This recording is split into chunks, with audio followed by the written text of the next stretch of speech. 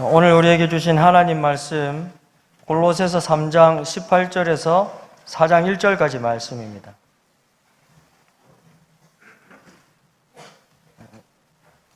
아내들아 남편에게 복종하라. 이는 주 안에서 마땅하니라. 남편들아 아내를 사랑하며 괴롭게 하지 말라. 자녀들아 모든 일에 부모에게 순종하라. 이는 주 안에서 기쁘게 하는 것이니라. 아비들아 너희 자녀를 노엽게 하지 말지니 낙심할까 함이라. 종들아 모든 일에 육신의 상전들에게 순종하되 사람을 기쁘게 하는 자와 같이 눈가림만 하지 말고 오직 주를 두려워하여 성실한 마음으로 하라. 무슨 일을 하든지 마음을 다하여 주께 하듯 하고 사람에게 하듯 하지 말라. 이는 기업의 상을 주께 받을 줄 아나니 너희는 주 그리스도를 섬기느니라. 불의를 행하는 자는 불의의 보응을 받으리니 주는 사람을 외모로 취하심이 없느니라. 상전들아 의와 공평을 종들에게 베풀지니 너희에게도 하늘의 상전이 계심을 알지어다. 아멘. 할렐루야. 신약 성경이 쓰여졌던 1세기 로마 제국은 아주 엄격한 권위주의 사회였습니다. 인구의 약 30%에서 40%가 노예였다고 합니다. 전쟁에서 패하게 되거나 혹은 빚을 갚지 못한 경우에 또 뿐만 아니라 노예 출신인 부모에서 태어나게 되면 자연스럽게 그냥 노예가 되었던 것입니다. 노예가 너무 많았습니다. 자, 그렇지만 복음은 절대 노예라고 차별하지 않았습니다. 모든 사람들에게 복음을 전했고 그러므로 교회 공동체 안에는 노예들이 상당히 많았습니다. 갈라디아 3장 28절에 보면 너희는 유대인이나 헬라인이나 종이나 자유인이나 남자나 여자가 다 그리스도 예수 안에서 하나이니라. 이걸 강조했습니다. 하나다. 우리는 모두가 다 종이든 자유인이든 우리는 모두가 다 하나다. 이렇게 강조를 했습니다. 교회 안에서 서로 하나가 되어서 함께 신앙생활을 했던 것입니다. 하지만 교회 밖으로 나가기만 하면 벌써 엄격한 노예 제도가 존재하고 있었습니다. 노예들은 주인의 소유물이었습니다. 죽고 사는 것이 주인에게 달렸습니다. 주인은 언제든지 마음에 들지 않으면 노예를 팔아버릴 수 있었고 노예를 죽일 수도 있었던 그런 사회였던 것입니다. 이런 사회에서 과연 그리스도인들은 노예들을 어떻게 대해야 할까? 사실 우리가 오늘 읽은 본문은 가정의 문제를 다루고 있거든요. 그래서 부모와 자녀, 남편과 아내의 문제를 다루면서 왜 종과 상전의 문제까지 다루고 있을까? 조금 의아하게 생각할 수 있습니다. 하지만 그때는 부모와 자녀만, 남편과 아내만 한 집에서 살았던 것이 아니고 많은 종들과 함께 살고 있었던 것입니다. 그래서 종들에게 어떻게 대해야 하는지 그리스도인으로서의 분명한 원칙이 필요했던 것입니다. 그래서 오늘 성경에 이 문제를 다루고 있습니다. 그런데 상당히 흥미로운 것은 단순히 노예들만 노예 취급을 받은 것이 아니라는 사실입니다. 당시 이 로마 사회에는 파트리아 포테스타스라고 하는 말이 있었습니다. 이거는 남자들의 가장으로서의 권한이라는 뜻인데요. 이 가장으로서의 권한이 얼마나 막강했느냐 하면 여자들은 남자의 소유물이었습니다. 그래서 남자가 마음에 들지 않으면 여자를 버릴 수도 있었고 뿐만 아니라 남자들이 부인을 죽여도 문제가 없었습니다. 자녀들은 말할 것도 없었는데요. 자녀들이 태어났을 때 이 가장의 권위를 가지고 가만히 아이를 살펴보니까 성별이 내 마음에 들지 않아. 그러면 난 내 자식으로 받아들이지 않겠다라고 말하기만 하면 그 아이를 갖다 내다 버려도 되는, 그 아이를 죽여버려도 되는 그런 사회였던 것입니다. 아이가 좀 장애가 있어 보인다든지 또 그 아이를 낳은 여인이 마음에 들지 않는다든지 이러면 언제든지 주인이 그 아이를 갖다 버릴 수 있는 그런 분위기, 그런 문화였으니 여인들도 또 자녀들도 거의 노예나 다름없는 그런 삶을 살 수밖에 없는 그런 시대적인 분위기였던 것입니다. 이런 상황에서 과연 그리스도인이, 예수 믿고 새 사람이 된 그리스도인이 가정에서 어떤 모습으로 살아야 하는가, 남편과 아내는 어떤 관계여야 하고 부모와 자식은 어떤 관계여야 하며 또 주인과 아랫사람의 모습은 어떠해야 되는가, 이런 구체적인 그리스도인의 삶의 온전한 모습, 새 사람이 된 그리스도인들의 가정생활에 마땅한 모습이 어떠한지를 오늘 본문이 우리에게 분명하게 말씀하고 있는 것입니다. 그리스도인 가정의 마땅한 모습 두 가지를 오늘 말씀드리겠는데요. 첫째는 권위를 인정하고 순종하는 가정이어야 합니다. 권위를 인정하고 순종하는 가정이어야 합니다. 복음이 전파되면서 당시 사회 질서를 파괴시킨 것이 아니라 이미 만들어져 있던 질서를 존중하고 그리고 그 질서에 왜곡된 부분들, 타락한 인간의 죄성으로 인하여 그 질서의 잘못된 부분들을 보완하고 그래서 그리스도의 생명의 능력으로 새롭게 하는 이런 모습들을 교회가 사람들에게 전하고 또 그렇게 복음이 전파되었던 것입니다. 하나님은 세상을 창조하실 때부터 질서 있게 창조하셨습니다. 뿐만 아니라 하나님은 다스리는 역할을 하도록 인간을 세우셨습니다. 하나님이 사람에게 하셨던 명령이 무엇입니까? 땅을 정복하라. 그리고 땅을 다스리라 라고 말씀하셨습니다. 하나님이 친히 다스리시면 될 텐데 왜 인간에게 다스리라고 하십니까? 하나님은 자신의 그 다스리는 하나님의 형상, 통치하고 다스리는 자신의 형상을 인간에게도 존재하게 만들어 주셨고 그 하나님의 형상대로 인간도 동일하게 공의와 사랑으로 통치하고 다스리도록 그 다스림의 권세를 하나님께서 인간에게 위임시켜 주신 것입니다. 너희가 다스려라. 내가 너에게 다스릴 수 있는 권세를 줄 테니 가서 다스려라 라고 이렇게 하나님은 처음 창조할 때부터 인간들을 통해서 세상을 통치하고 다스리도록 만드셨습니다. 그래서 로마서 13장 1절에 보면 각 사람은 위에 있는 권세들에게 복종하라. 권세는 하나님으로부터 나지 않음이 없나니 라고 말씀하고 있는 것입니다. 하나님이 그 권세자들을 세우셨다는 것입니다. 하나님이 그 권세자들에게 통치하고 다스릴 권한을 하나님께서 맡겨주셨다는 것입니다. 이렇게 우리는 하나님의 형상을 닮은 사람으로서 통치하고 다스리는 그런 권위를 인정하고 또 그 권위에 순종하는 그런 모습을 우리가 가져야 하는 것입니다. 여러분, 하나님이 어떠셨습니까? 하나님은 권위에 순종하는 모습을 우리에게 보여주십니다. 하나님께서 육신의 몸을 입고 이 땅에 오셨습니다. 예수님은 부모에게서 자라시면서 부모에게 효도하셨다고 누가복음에 말씀하고 있습니다. 가정에서의 부모의 권위를 인정하고 예수님은 하나님이시면서도 스스로 그 권위 아래에서 순종하는 모습을 보여주셨습니다. 예수님은 하나님이시므로 하나님이 정하신 법을 굳이 지키실 필요가 없지만 그럼에도 불구하고 예수님은 스스로 하나님의 율법 아래에 순종하셨습니다.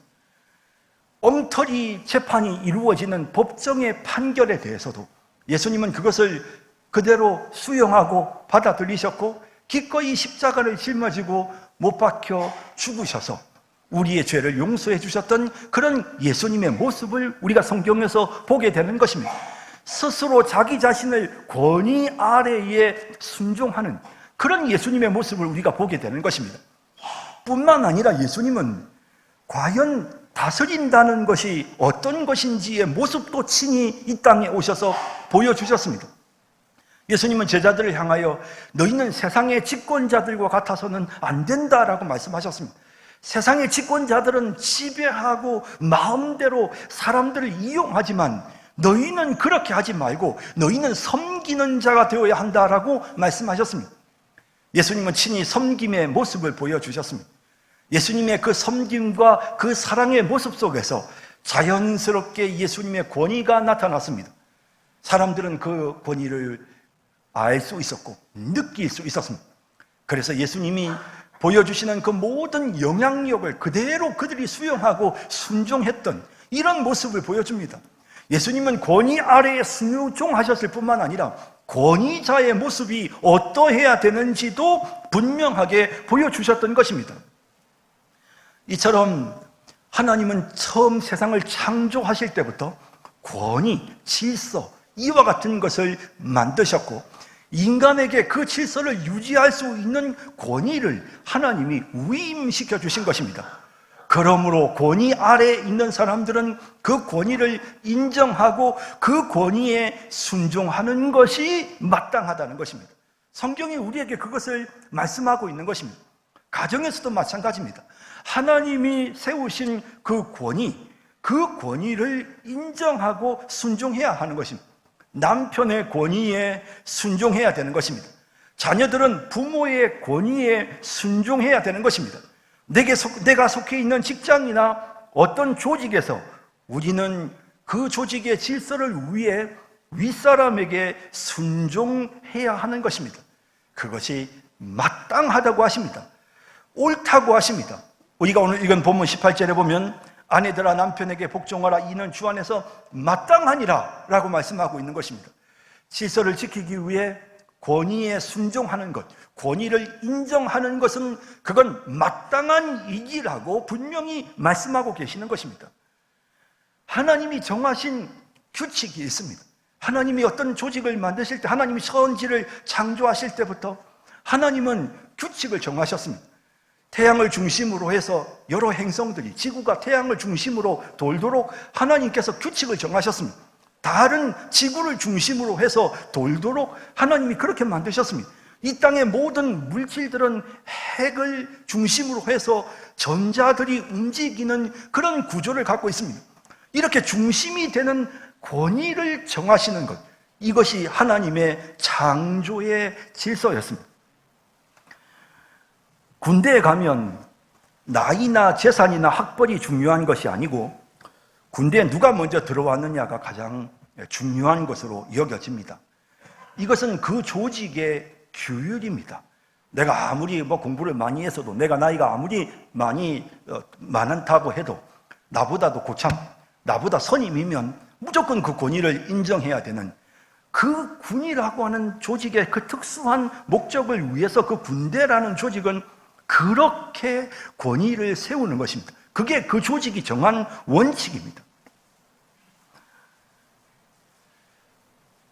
우리 교회가 속해 있는 노예가 대구 서부 노예입니다. 그 대구 서부 노예 가면 목사님들이 한 100여 명, 좀 현역 목사님들이 100여 명 정도 되시는데요. 그 중에 이렇게 저는 가만히 보니까 제가 한 그러니까 저보다 선배가 10명도 안 돼요. 그래서 내가 굉장히 이 노예에서는 서열이 꽤 높은 편이죠. 예, 제가 신학대학원 졸업 기수로 하면 굉장히 서열이 높습니다. 그런데 그럼에도 불구하고 이 노예라는 조직 속에는 그렇게 신학대학원 선배가 보다도 또 다른 어떤 하나의 이 규율이 있어요. 이 뭐냐면 누가 이 대구 서부 노예 먼저 전입해 왔는가, 이게 또 중요한 거예요. 예, 이게 또 중요한. 그래서 그렇게 따지면 저는 여기 서부노예 온 지가 그렇게 길지 않기 때문에 서열이 한참 뒤로 확 밀려버립니다. 그러면 제 입장에서는 내가 그래도 대학원의 선배고 말이지, 니들 다 내 후배인데 이렇게 함부로 할 수 있느냐? 그렇지 않습니다. 제가 노예 지금 현재 임원인데 노회장도 저보다 한 5년 정도 대학원 기수가 후배입니다. 그러면 야, 내가 선배인데 노회장 내가 네 말을 들어야 돼, 이렇게 제가 반응하지 않습니다. 노회장이 뭐라고 말하면 예, 알겠습니다, 노회장님, 제가 이렇게 대답합니다. 그래서 이런 부분들이 무엇이냐면 그 조직이 정해놓은 하나의 질서입니다. 그 질서 안에서 그 질서가 제대로 잘 움직여지기 위해서 권위를 인정하는 것입니다. 그 권위가 인정되어짐으로써 자연스럽게 노예는 노회장을 중심으로 해서 조직이 운영되어지는 것입니다. 하나님께서 가정을 세우실 때에 남편이 유능하고 똑똑하고 나이가 많고 남편이 인격적으로 훌륭하고 아주 정말 가정을 책임질 만한 그런 모든 것을 갖추었기 때문에, 그래서 남편 보고 야, 네가 지금부터 가장해라고 말씀하신 것이 아닙니다. 남편은 부족하고 오히려 아내보다 자녀들보다 훨씬 더 부족할 수 있습니다. 그럼에도 불구하고 하나님은 이 가정을 만드실 때부터 하나님이 질서를 세우셨습니다. 그래서 남편을 하나님께서 세우시고, 그러면서 남편에게 순종하라 라고 말씀하고 있는 것입니다. 남편을 세워서 남편의 권위를 하나님이 높여주신 것입니다. 그래서 그 남편의 권위를 우리는 인정하는 것입니다. 우리 교회 이제 이번에 새로 목사 안수를 받으신 우리 김경진 목사님이나 서강림 목사님은 제가 신학대학원에서 직접 제가 가르쳤던 학생입니다. 그러니 제 입장에서는 그분들은 다 내 제자들이잖아요. 나이도 내 아들뻘이잖아요. 그러니 내가 좀 이렇게 함부로 대할 수도 있을 것 같아요. 그런데 절대로 그렇게 하지 않으려고 애를 씁니다. 말도 함부로 하대하지 않는, 어떤 때는 친밀감 있는 표현을 쓰기 위해서 말을 좀 편하게 하기도 하지만, 그러나 공식적인 자리에서는 항상 말을 높이려고 애를 쓰고, 그래서 권위를 인정합니다. 왜냐하면 하나님께서 목사라는 권위로 세우셨기 때문에 그 권위를 저 또한 목사지만 그 권위를 인정하는 것입니다.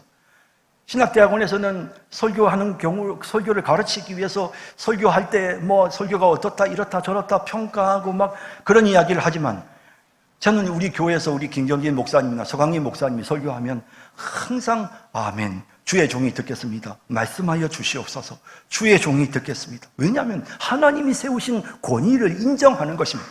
하나님이 목자로 세우셨기에 그 권위에 순종하는 것입니다. 이게 하나님이 정하신 그 조직의 규칙 안에서 우리가 순종하고 따라야 되는, 하나님이 그렇게 정하셨기에 우리가 그것을 따르는 것입니다.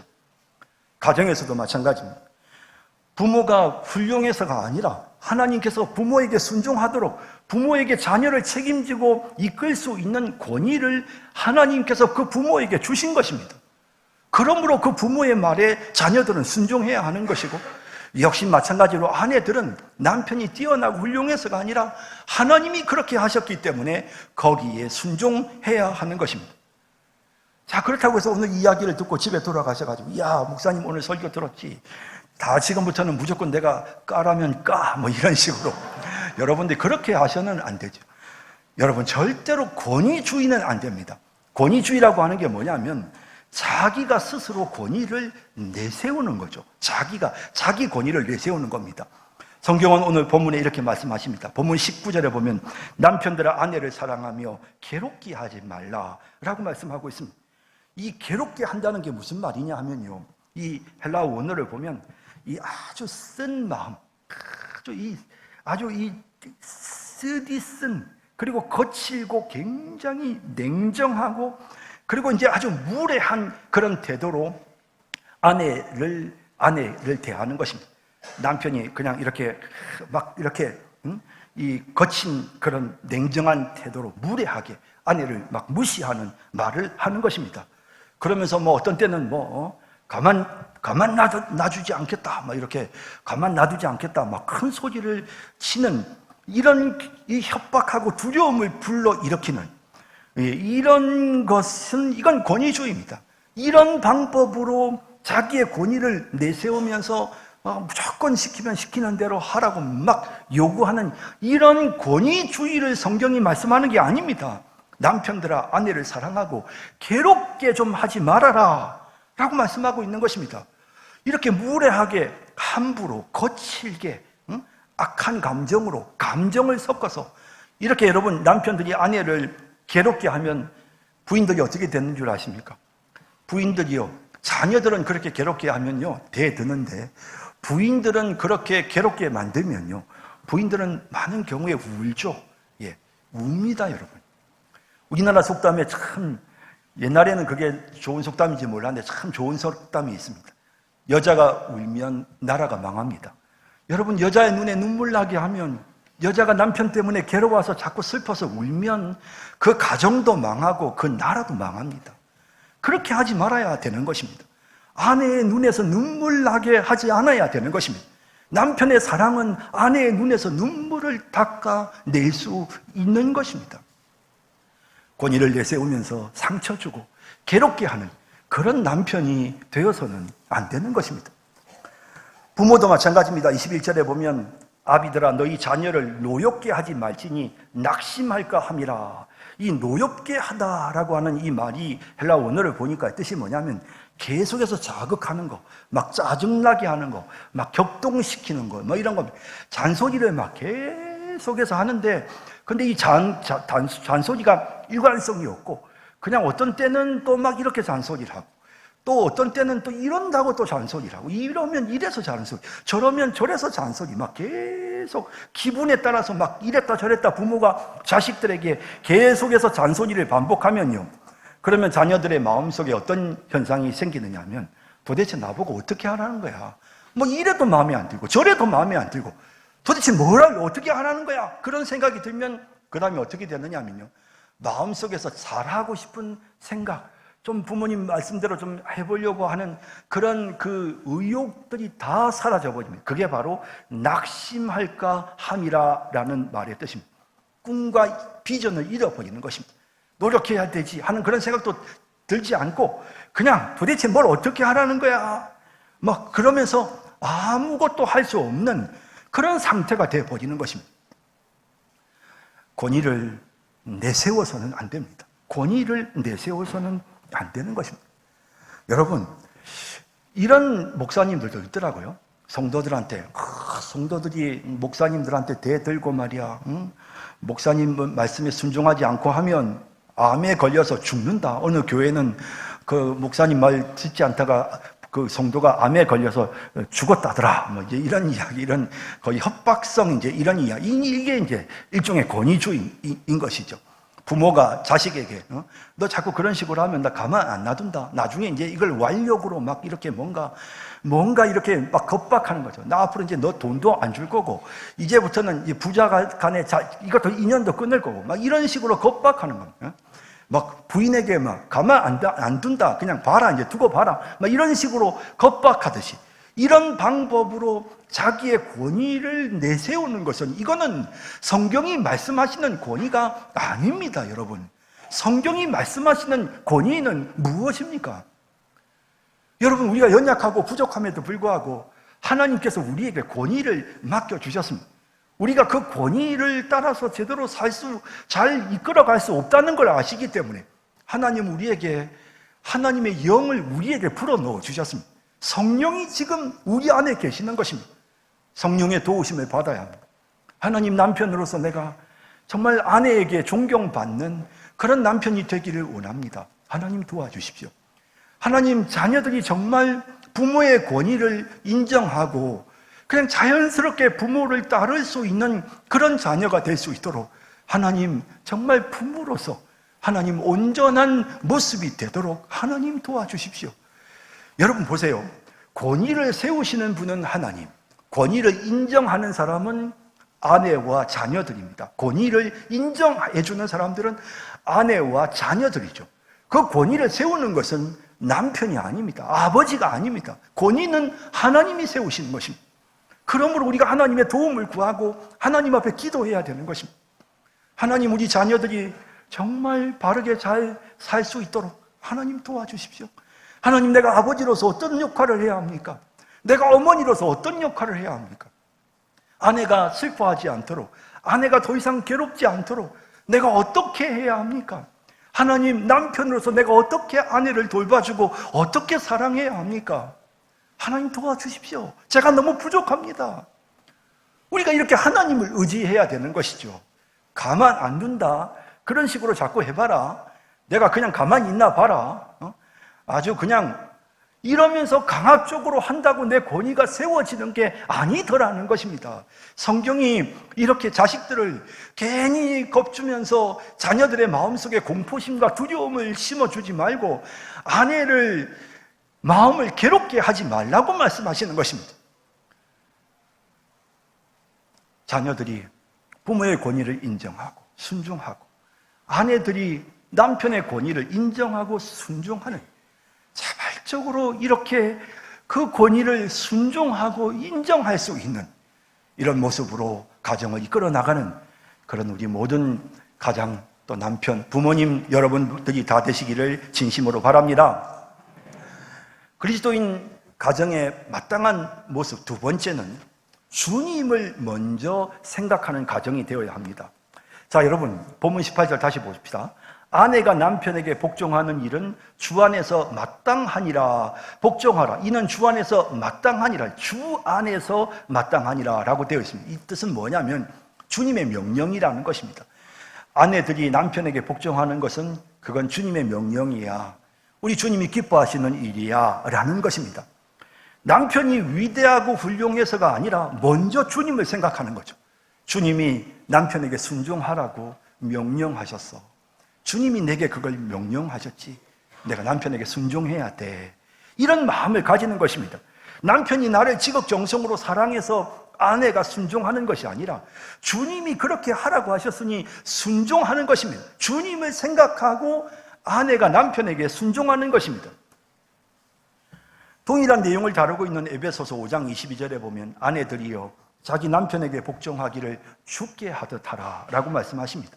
남편을 주님처럼 생각하라는 겁니다. 날 위해 죽어주신 예수 그리스도처럼 존중하고 높이고 순종하라고 말씀하는 것입니다. 그러면서 24절에 그러므로 교회가 그리스도에게 하듯 아내들도 범사에 자기 남편에게 복종할지니라. 교회가 그리스도에게 복종해야 되는 것처럼 마찬가지로 아내들은 당연히 남편에게 복종해야 된다라고 분명히 말씀하고 있는 것입니다. 왜 그렇습니까? 주님이 그렇게 명령하셨기 때문입니다. 하나님이 우리에게 먼저 그걸 명령하셨기 때문인 것입니다. 남편이 아내를 사랑하는 것도 마찬가지입니다. 하늘에 계신 남편이신 주님을 생각하면서 주님이 교회를 사랑하여 자신의 생명을 주신 것처럼 남편은 아내를 사랑해야 되는 것입니다. 에베소서 5장 25절에 남편들아 아내 사랑하기를 그리스도께서 교회를 사랑하시고 그 교회를 위하여 자신을 주심같이 하라라고 말씀하고 있는 것입니다. 아내가 내 말을 잘 듣고 순종하기 때문에 그래서 남편이 아내를 사랑하는 것이 아니라 주님이 말 안 듣고 불순종하는 교회를 사랑하셔서 자신의 몸을 아낌없이 자신의 생명을 주신 것처럼 나도 내 아내를 사랑해야지. 주님이 우리를 사랑하시는 것처럼 나도 주님처럼 내 아내를 사랑해야지. 내가 죄짓고 내가 연약하고 내가 부족해도 나를 끊임없이 사랑하셨던 주님처럼 나도 내 아내를 사랑해야지. 항상 먼저 주님을 생각해야 되는 것입니다. 저는 가끔 이제 이런 생각을 해볼 때가 있었습니다. 남편이 아내를 사랑하고 아내가 남편에게 순종한다. 그런데 어느 게 먼저일까? 당연히 아내가 남편에게 순종하면 남편은 그 순종하는 아내를 보고 사랑하는 마음이 생기겠지. 그러니 아내들이 순종하는 게 먼저야. 이게 대부분 남자들이 이런 생각을 합니다. 또 여자들은 어떻습니까? 아니죠. 여자들은 반대로 생각합니다. 남편이 아내를 지극전성으로 사랑하고 자기의 목숨처럼 사랑하고 아내를 도와주면 그러면 아내가 그 남편의 모습에 감동받아서 기꺼이 남편에게 순종하겠지. 그러니 남편이 사랑하는 게 먼저야. 여러분 어떻습니까? 저 어느 쪽이 더 먼저일 것 같아요? 남자이신 분들과 여자인 분들의 생각이 다 다르시겠죠? 당연히 여자가 순종해야 남편이 사랑하지. 그죠? 또 뭐 남편이 먼저 사랑해줘야 아내인 내가 순종하지. 뭐 다 각기 이런 생각을 하실 겁니다. 그러나 여러분 정말 중요한 것은 우리가 남편을 생각하는 게 아니고 남편이 먼저가 아니고 아내가 먼저가 아니고 하나님이 먼저입니다. 우리 주님이 먼저입니다. 주님이 뭐라고 하셨지? 주님이 남편에게 순종하라고 하셨지. 주님이 뭐라고 하셨지? 남편에게 순종하기를 주님께 하듯 하라고 했지. 우리 예수님, 날 위해 죽어주신 예수님을 생각하면서 내가 남편에게 해야지. 주님이 나를 끝까지 사랑하셔서 목숨까지 주셨는데 내 아내가 좀 부족해도 내가 내 아내를 사랑해야지. 내 아내를 사랑해야지. 주님을 생각하는 것입니다. 아내는 주님을 생각하며 순종하고 남편은 주님을 생각하며 아내를 사랑하는 것입니다.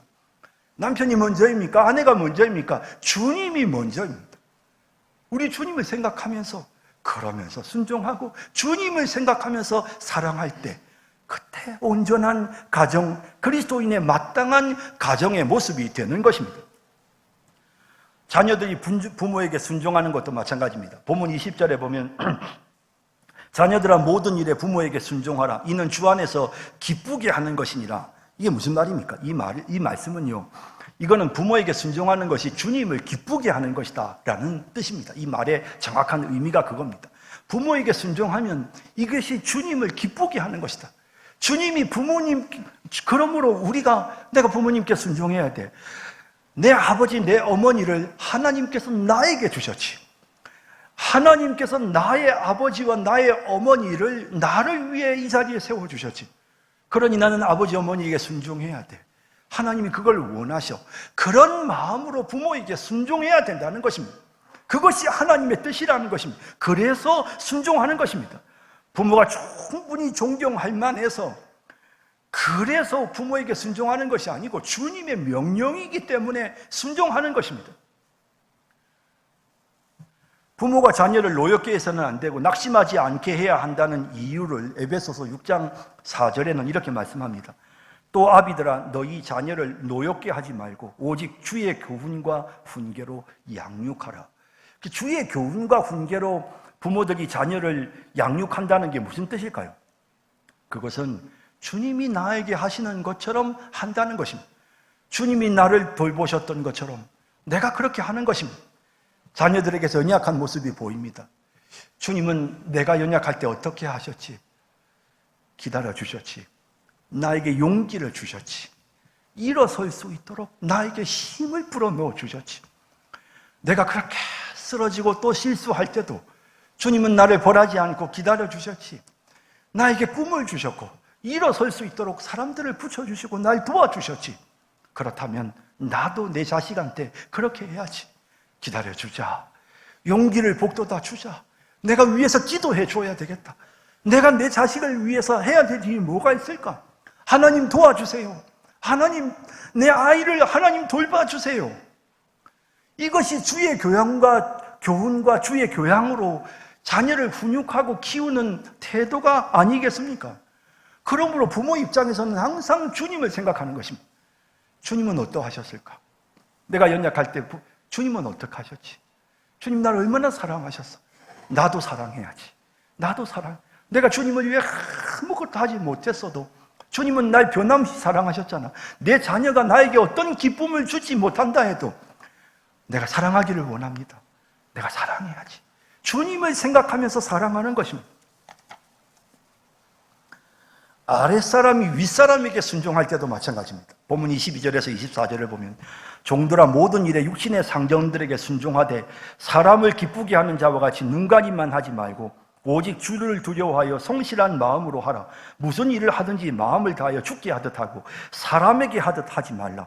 이는 기업의 상을 주께 받을 줄 아나니 너희는 주 그리스도를 섬기느니라 라고 말씀하십니다.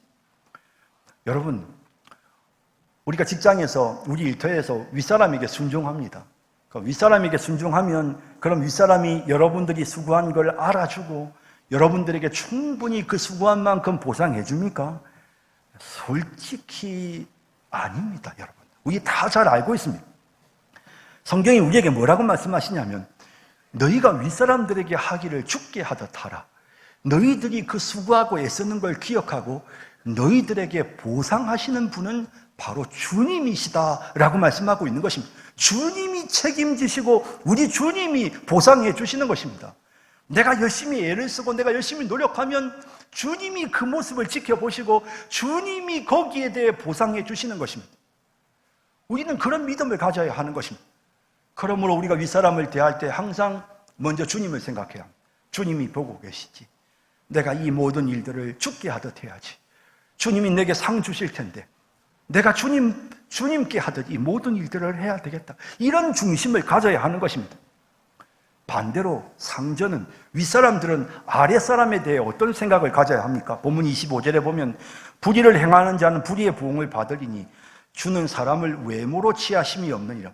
세상 사람들은요 권세 있는 사람을 아무래도 편들어 줍니다.